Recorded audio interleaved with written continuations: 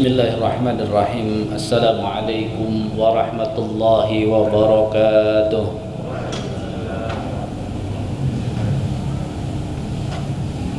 Alhamdulillah.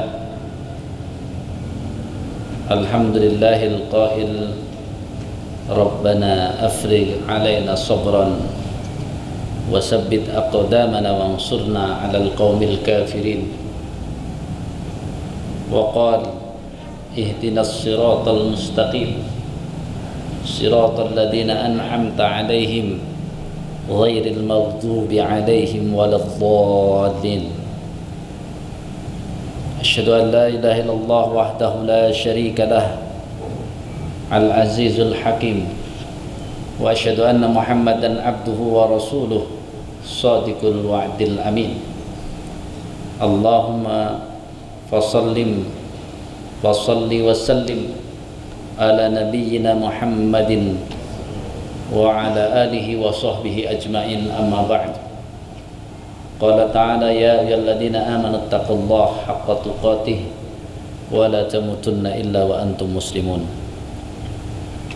Jamaah sekalian rahimakumullah, kita bersyukur masih diberi kesempatan hidup di bulan Rajab. Karena ini lewat maghrib maka sudah tanggal 12 Rajab insyaallah, di mana di bulan Rajab ini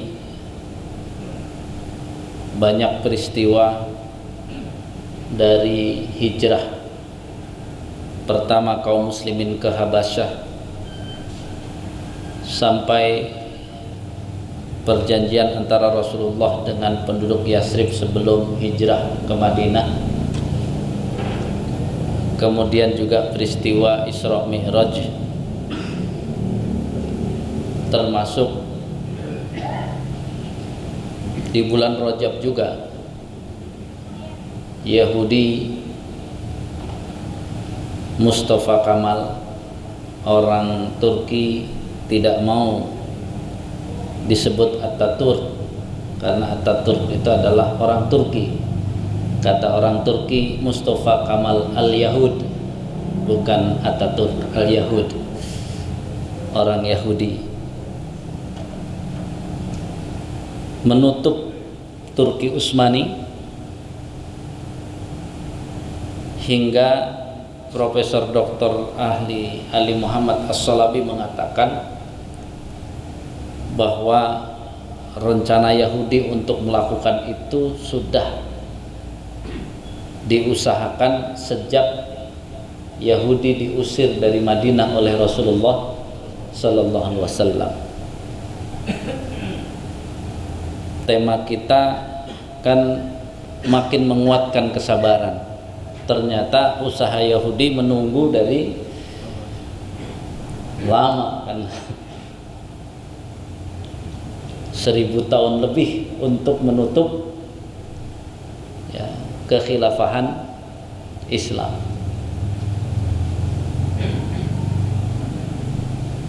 Salawat dan salam mudah-mudahan tercurah kepada Rasulullah sallallahu alaihi wasallam yang menggunakan setiap waktu dan kesempatan untuk berbeda dengan Yahudi. Itu Rasulullah. Sampai-sampai ya, kita disebut puasa Asyura itu puasa 10 karena Yahudi puasa di 10. Kalau gitu tahun depan kita 9 dan 10 biar beda dengan Yahudi. Jamaah sekalian rahimakumullah, saat kita lahir dunia ini terpola oleh Yahudi. Dari bangun tidur sampai tidur lagi. Ini tidak disadari oleh kita. Akhirnya ketika saya terus merenungkan kenapa kita 17 kali disuruh membaca ihdinas siratal mustaqim siratal ladzina an'amta 'alaihim makna ghairil maghdubi alaihim itu siapa? Ibnu Katsir menyebutnya adalah al-Yahud, orang-orang Yahudi. 17 kali, banyak sekali kita minta, minimal itu, belum ditambah sholat sunnah.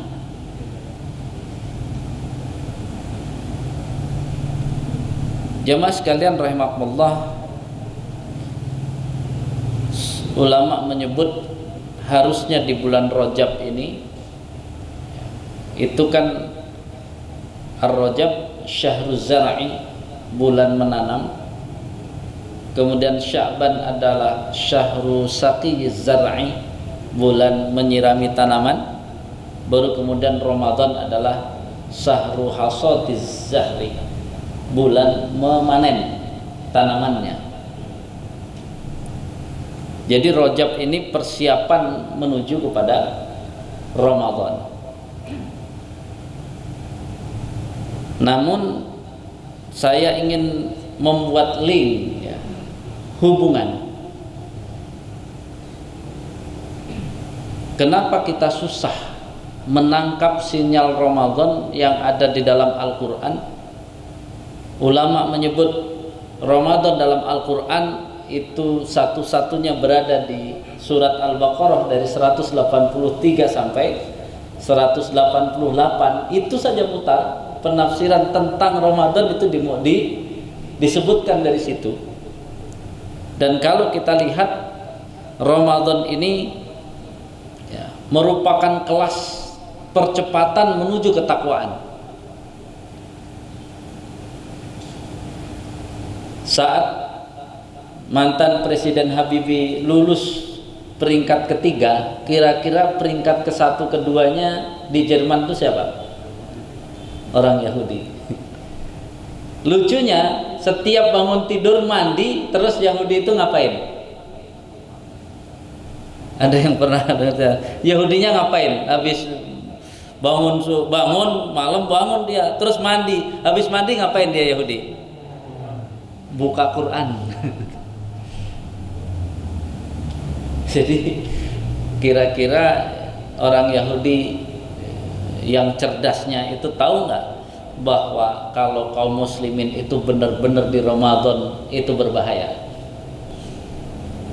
Kalau kaum muslimin benar-benar menggunakan Ramadan itu untuk percepatan ketakwaan, itu mereka paham nggak? Itu akan bahaya.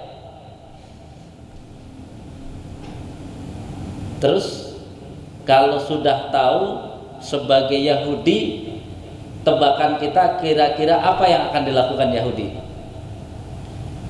Bagaimana caranya di Ramadan itu kaum muslimin tidak akan maksimal, sehingga walaupun bolak-balik Ramadan kagak ngaruh. Sami mawon gitu ya. Ini yang harus dicerna dulu. Makanya kenapa Nabi kita Rasulullah sallallahu alaihi wasallam menyatakan man shoma ramadhana imanan. Sebelum bicara puasa, kamu harus bicara iman. Wahtisaban, itu harus bicara keikhlasan yang penuh perhitungan. Jadi nggak asal ikhlas. Kalau di kita kan nyumbang seikhlasnya, itu kira-kira paling minimal atau paling banyak?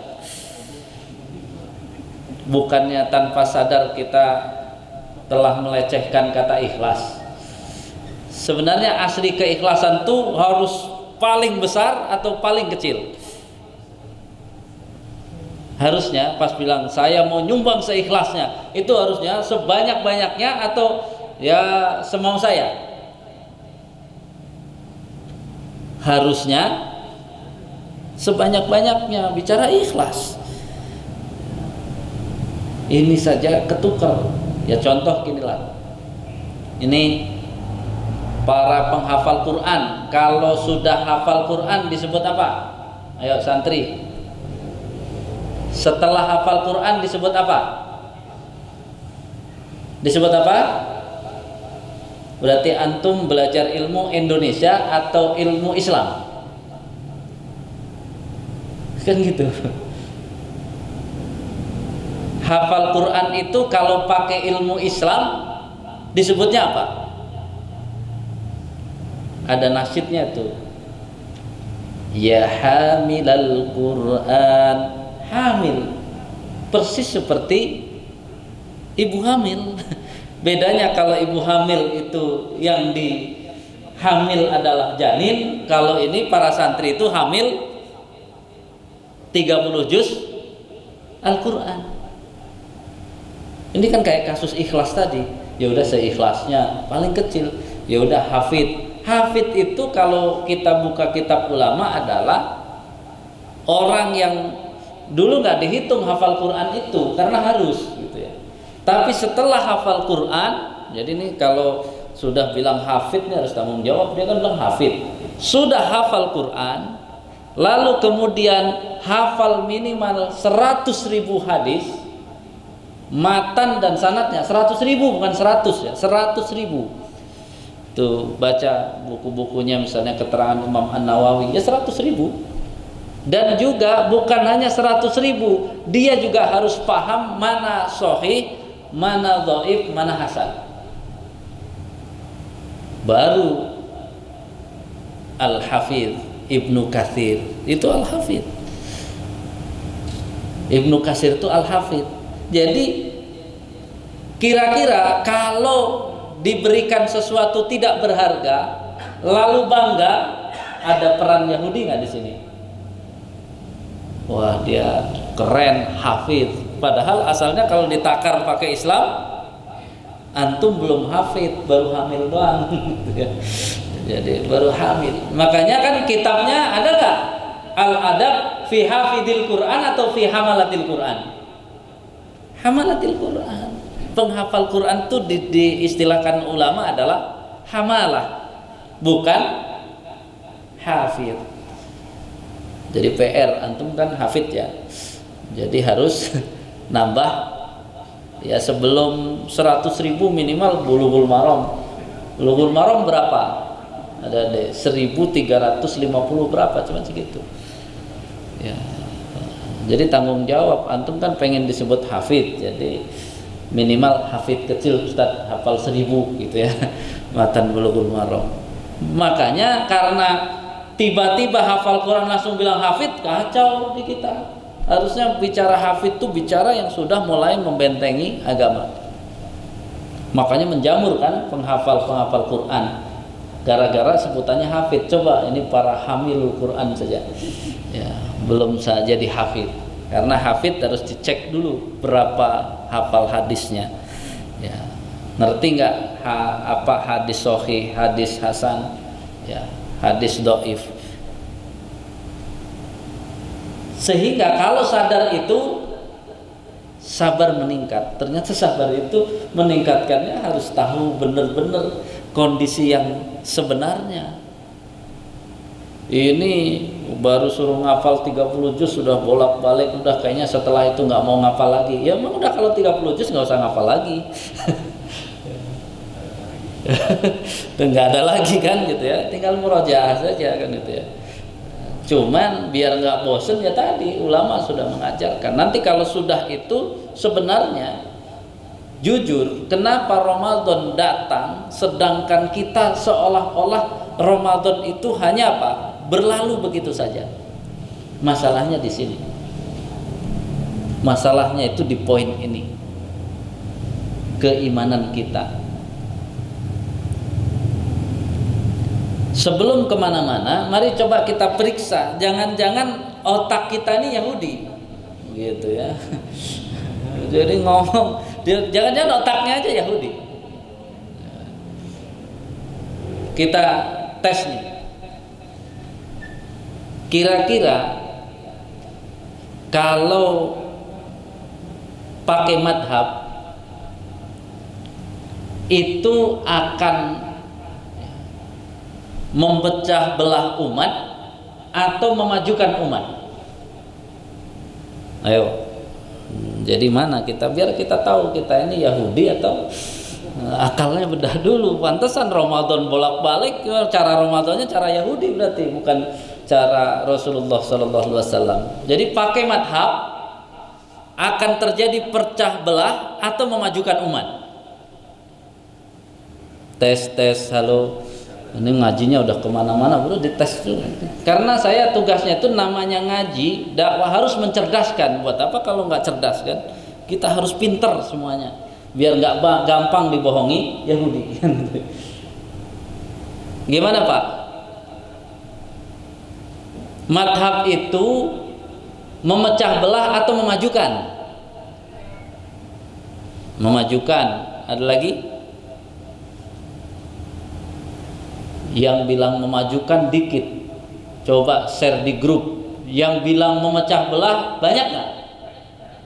Terus saya tanya, yang bilang mecah belah itulah otak Yahudi. Berarti Yahudinya lebih banyak atau lebih sedikit? Lucu bilang madhab pecah belah. Saat Islam menguasai dari satu penjuru ke barat dan timur, pakai madhab nggak? Berada dalam keadaan madhab. Hanya orang Yahudi yang bilang dengan madhab bisa berpecah belah. Dengan madhab jadi berpecah belah, Yahudi juga. Itu udah dari otak sampai ke tindakan kalau itu Yahudinya. Gara-gara beda cuman pikir ribut, Yahudi juga. Karena semua surat Al-Baqarah itu dari 40 sudah dikenalkan ya Bani Israel. Berarti kita disuruh kenal siapa? Yahudi gitu. Perincian banyak itu musuh kita sebenarnya lebih banyak keterangan tentang setan atau Yahudinya? Yahudi yang banyak diperincikan. Jadi kalau nanti bicara munafik, mbahnya juga Yahudi juga mbahnya. Jadi ini kan PR bagi kita. Sekarang ya nggak usah pakai madhab, biar bersatu. Benar atau salah? Tes, kok kayaknya ragu kan gitu ya. Ternyata kita ngaji sudah lama, jangan-jangan persepsi ini salah kan gitu ya.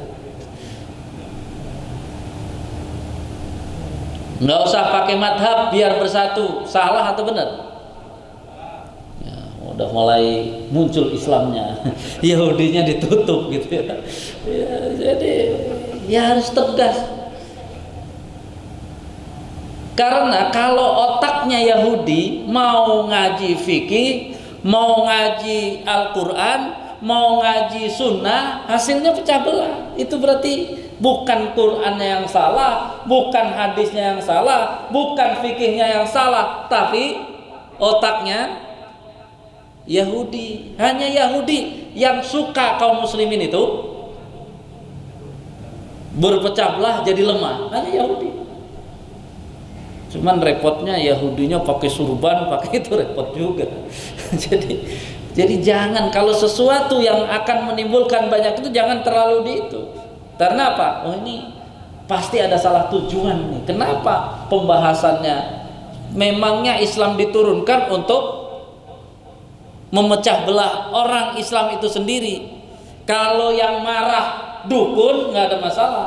Kalau yang marah orang munafik nggak ada masalah. Kalau yang marah orang musyrik berarti benar kajiannya. Ini yang marah sama-sama muslim, berarti ada yang salah. Entah yang muslimnya marah juga salah, yang ngisi kajiannya juga salah. Karena apa? Dua-duanya masih pakai jurus Yahudi. Jadi ketika itu yang menyatakan sukses Rasulullah atau Yahudi. Kalau dengan kajian itu makin mantep apa? Waduh, perpecahan, pertengkaran, itu yang akan bangga Rasulullah atau Yahudi? Yahudinya. Jadi dari akal kita turun dikit gitu. Sekarang turun dikit. Perpaduan antara akal dengan hati kita, diri kita. Kalau ada yang sakit, kira-kira yang sakit itu berdoa minta sehat atau tidak? Minta sehat. Keluarganya berdoa minta sehat. Kalau jamaah ya Masjid Al Hidayah didoakan nggak di masjid? di WA, di ini doakan juga. Pertanyaannya, sakitnya makin parah, dikabulkan nggak doanya? Oh, ini untuk menentukan kita Yahudi atau bukan. Dikabulkan nggak doanya? Halo. Ini kan PR besar, tiap hari berdoa, ternyata pas dicek gimana, dikabulkan atau enggak doanya.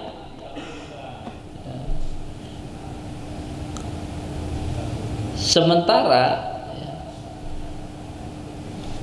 ada yang ke masjid juga enggak, Islam juga bukan, nolong orang, suka sedekah, maju terus usahanya, enggak bangkrut-bangkrut. Tambah stres kan, ini semasjid doain, sakitnya makin parah. Giliran dia yang nggak pernah ke masjid itu hanya ngundang anak yatim, usahanya langsung besar. Akhirnya di grup kan gitu ya.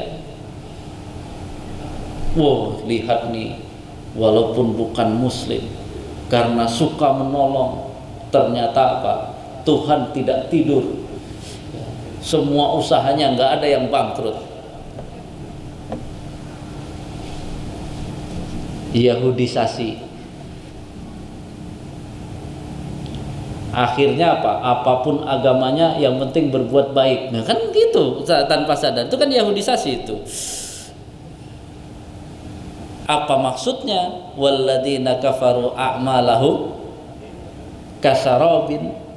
Dan orang-orang kafir itu amalnya seperti fata morgana. Apa maksudnya Al-Quran? Jadi Al-Qurannya yang salah atau otaknya yang Yahudi? Jadi gitu. Akhirnya nanti merembet, Pak ya. Apapun pasangannya yang penting setia. Ya itu sama itu, jadi Yahudi banget udah. Walaupun dia suka sesama jenis tapi suka menolong orang miskin. Ya kan Yahudi banget. Jadi Yahudi itu kan sengaja kan gitu ya. Semua kebaikan tuh sama. Mau orang beriman kayak, mau kafir kayak, mau dukun, mau musyrik, ya kalau berbuat baik sama saja. Kalau orang muslim berbuat baik sama saja kan? Beda kan? Jadi bayangkan seliweran di mana-mana mempengaruhi apa? Keyakinan orang yang lemah. Jadi gimana? Doa semasjid aja dia bukannya tambah sehat, tambah parah sakitnya gitu ya. Udah didoain setiap Jumat. Makanya harus memahami secara utuh. Belum lagi doakan mudah-mudahan selamat gitu ya di perjalanan. Kecelakaan, padahal mudah-mudahan anak yatim itu kecelakaan. Terus akhirnya kesimpulannya ujung-ujungnya gimana nih doanya? Padahal surat Ghafir itu mengatakan wa qala rabbukum ud'uni astajib lakum. Tuhan kalian telah berkata bahwa berdoalah kepadaku, pasti aku kabulkan. Gimana nih Pak? Menghubungkan antara pasti dikabulkan dengan tidak terlihat dikabulkan. Gimana menjelaskannya? Kan menjelaskannya kan dengan anaknya ini gimana nih? Berarti doa kita nggak dikabulkan. Kan harus dijelaskan. Jelas sekali di sini Pak. Tadi kan ud'uni astajib lakum itu kan kalimat syarat dan jawab. Kalau kalimatnya seperti itu pasti Pak. Maka disinilah kalau hidup beda antara orang beriman dengan orang yang tidak beriman.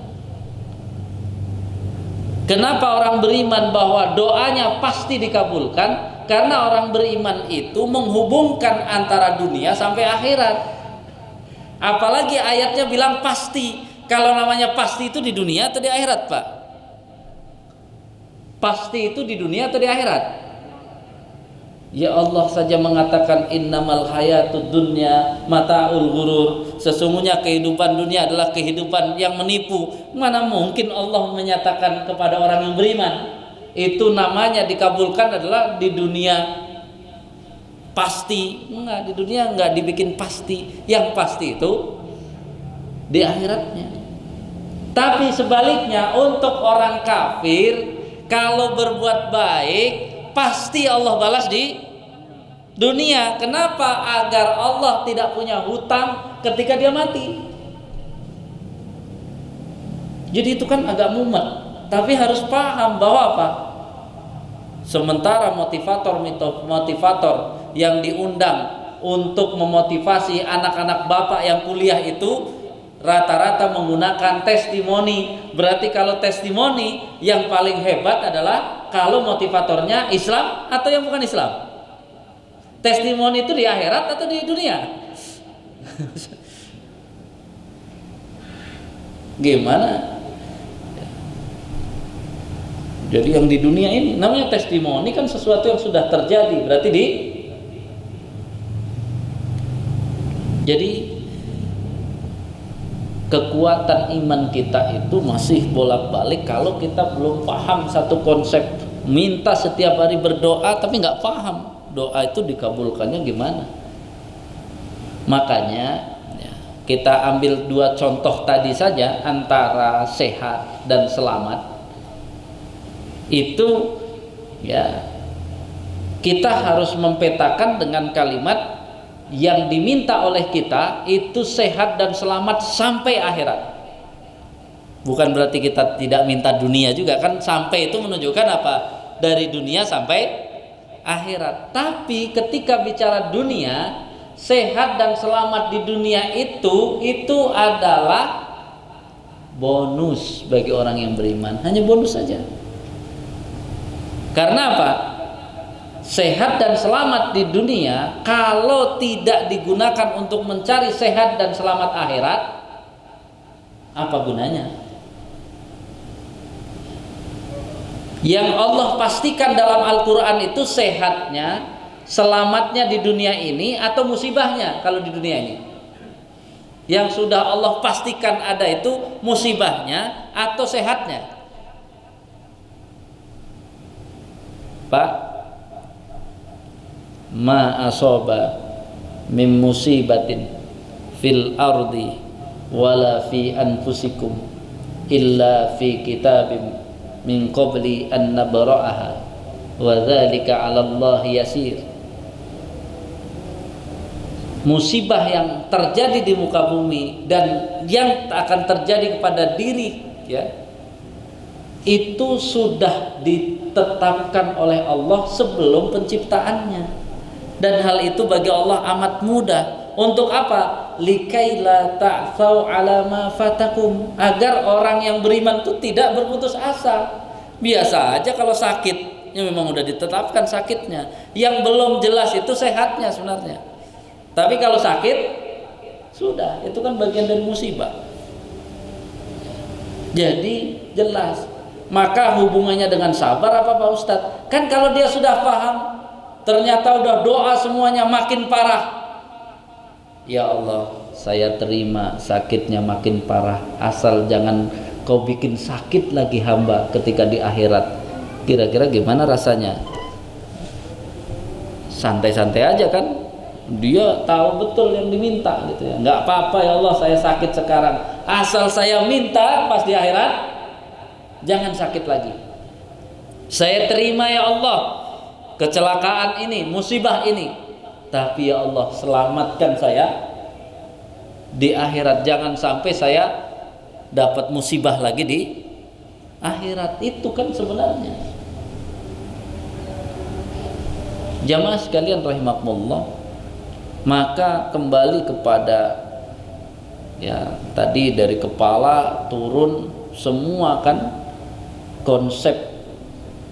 Bahkan kalau sudah bicara hati dan jiwa, dari sholat 5 waktu saja kita ini PR-nya masih cukup banyak, tapi semangat harus tinggi.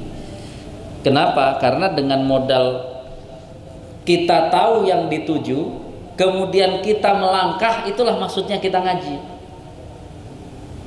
Dan kita kan tidak boleh berputus asa. Ya Allah, tujuan saya masih panjang, makanya biar terus semangat. Kalau ngaji udah Pak Ustadz ngaji yang enak-enak aja, ya udah seolah-olah dia udah paling solih, padahal apa? Ketika dibedah belum ada apa-apanya. Gini sajalah.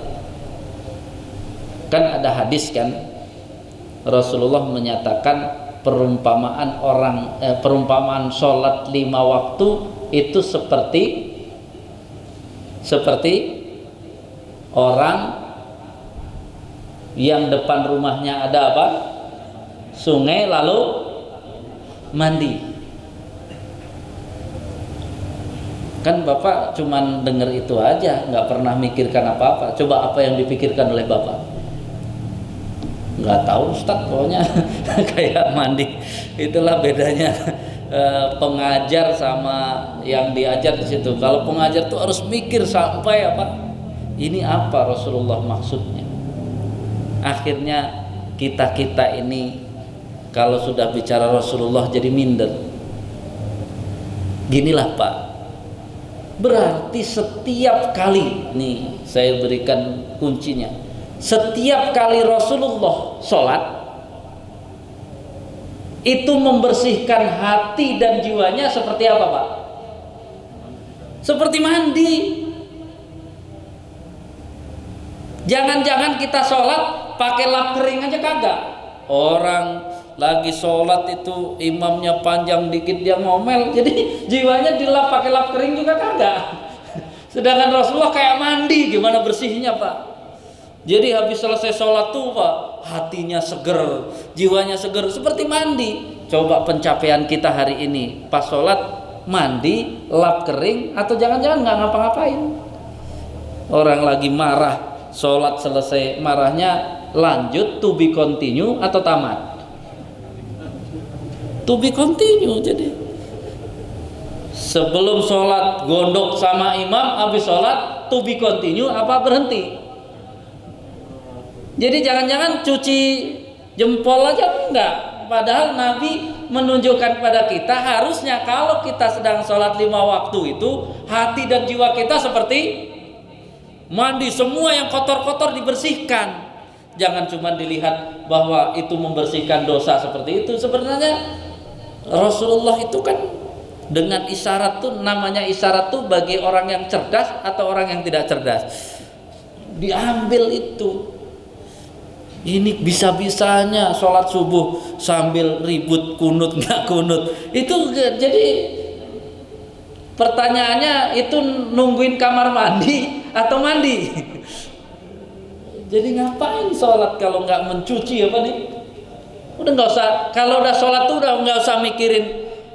Kan udah ada imam, paling sholat berjamaah. Mau imam pergi kemana, cuci aja nih apa?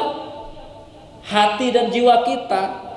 Biar mudah bertobat, mudah membersihkan dosa. Harusnya itu konsentrasi kita. Cuman agak berat Ustadz. Kenapa? Mari kita tengok. Mari kita tengok nih. Kita kan tadi yang saya katakan, lahir pola Islam atau pola Yahudi yang sedang mencengkeram. Pola Yahudi. Waktu itu saya sudah ingatkan satu kan, sahabat Nabi rusak sendalnya, ingat Allah atau ingat toko sendal? Sahabat Nabi rusak sendalnya, ingat Allah atau ingat toko sendal? Minta dia sama Allah. Waktu Bapak datang ke BCV ini, urusannya rumah, itu ingat Allah atau ingat bank? Itu polanya aja udah jauh sekali kita polanya. Gimana suksesnya Yahudi udah bertahun-tahun. Jadi kita dari kecil cita-cita kita udah ikut Yahudi, nanti kerja seperti ini dapat seperti Yahudi. Nggak ada tuh cita-citanya, nanti saya sholat 5 waktunya harus begini, kalau saat sholat mana, nggak ada cita-cita itu waktu kecil. Coba ingat-ingat, jangan membohongi diri. Kita itu apa? Diajak dari mau tidur sampai bangun tidur Yahudi semua. Begitu tiba-tiba ngaji ke masjid dia, yang bener Pak Ustadz, masa Pak begitu? Yang bener ya iyalah. Mau dibikin bangunan Islam, pondasinya Yahudi, mana nyambung? Kalau saya bilang waktu itu di khutbah, di ceramah, ya tarawih, saya bilang coba Bapak, Rasulullah itu sahur pakai apa namanya, kurma. Bapak enak aja Ustadz udah itu ya dari dulu. Itu kan yang lawan itu sebenarnya pola Islam atau pola Yahudinya itu sebenarnya Yahudi. Karena apa? Udah bertahun-tahun kayak begitu. Padahal kalau ditanya itu dapat dari mana? Makan banyak itu, nyetel TV. Ya anak-anak susah bangun Pak Ustadz kalau nggak disetelin TV. Ya itu Yahudi. Kalau setiap hari di bulan Ramadan bertahun-tahun Bapak sedang mencetak Yahudi atau mencetak generasi Islam melalui Ramadan. Kita nggak sadar.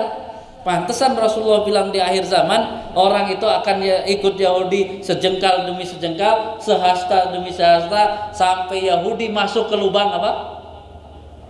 Biawak ikut. Saya pernah mau tahu, Masjid Agung Cianjur, ada yang itu apa? Masa di depan masjid dia main TikTok yang gitu-gitu, aduh, stres lagi di masjid Pak, aduh.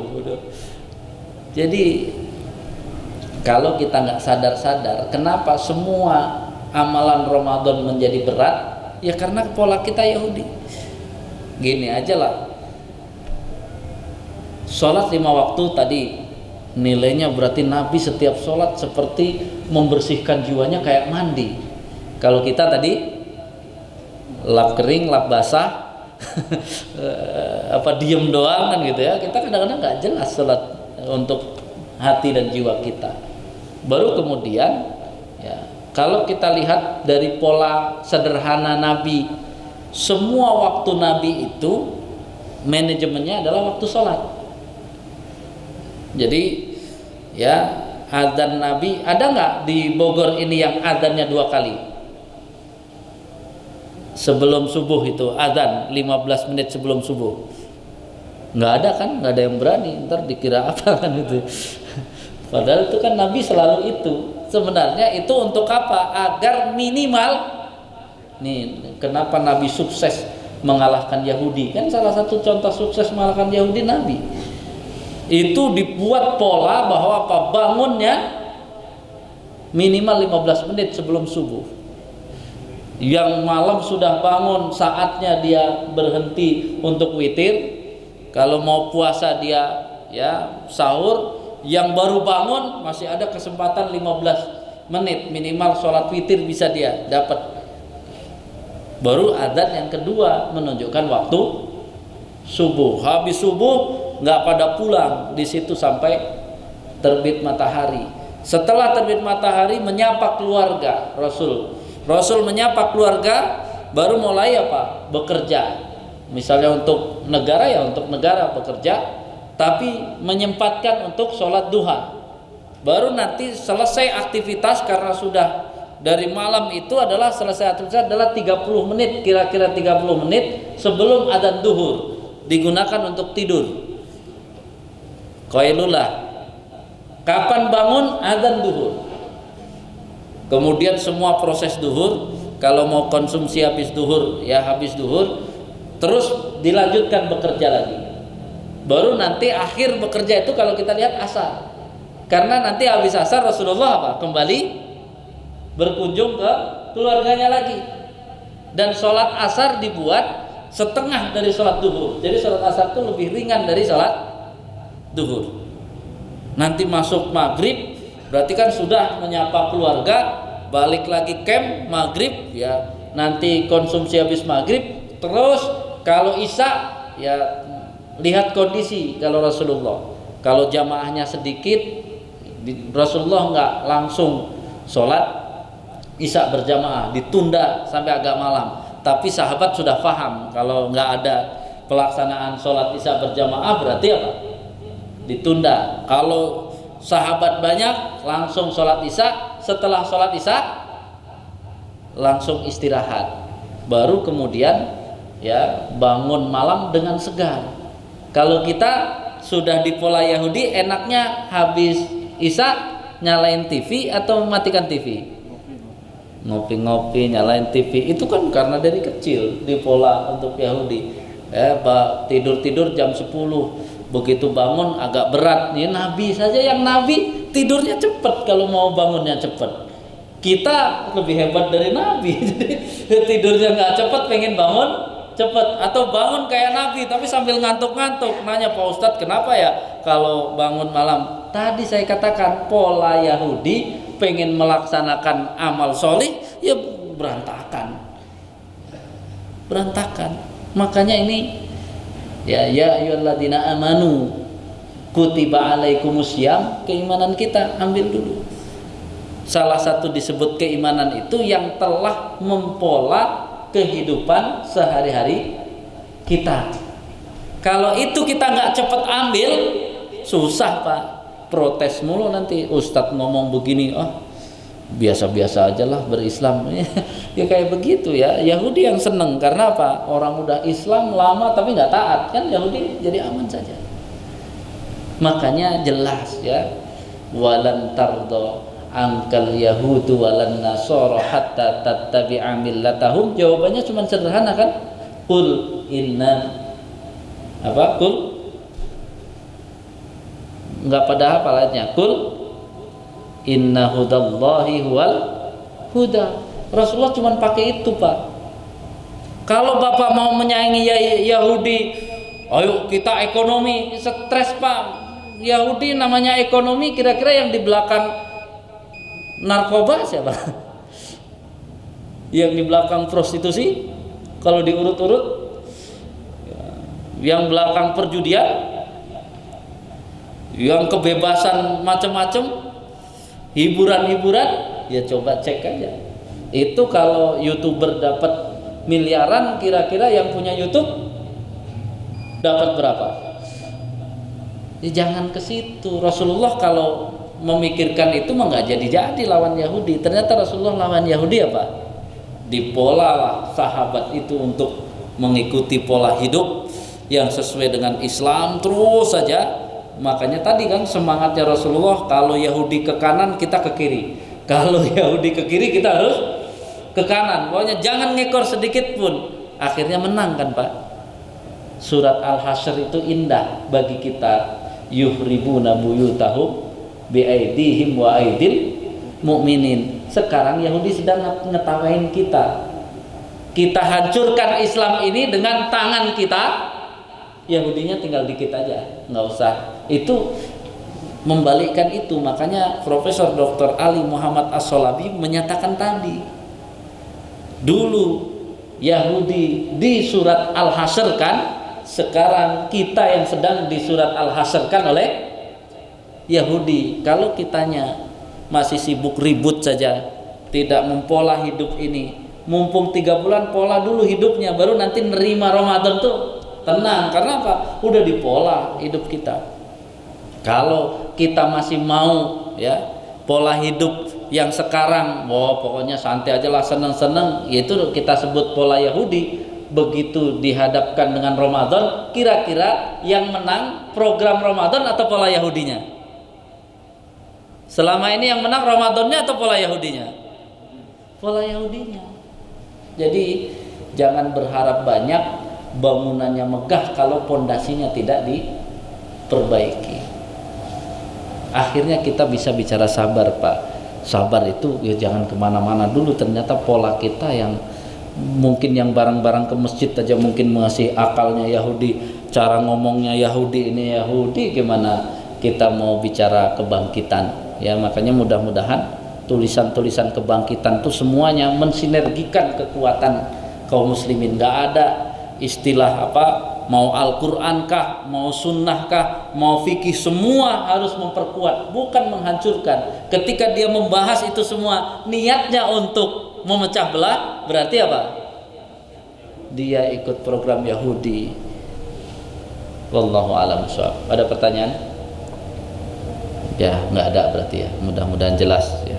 Kita tutup dengan hamdalah, alhamdulillahirabbil alamin, subhanaka allahumma wa bihamdika asyhadu an la ilaha illa anta astaghfiruka wa atubu ilaik. Kurang lebihnya mohon maaf. Assalamualaikum warahmatullahi wabarakatuh.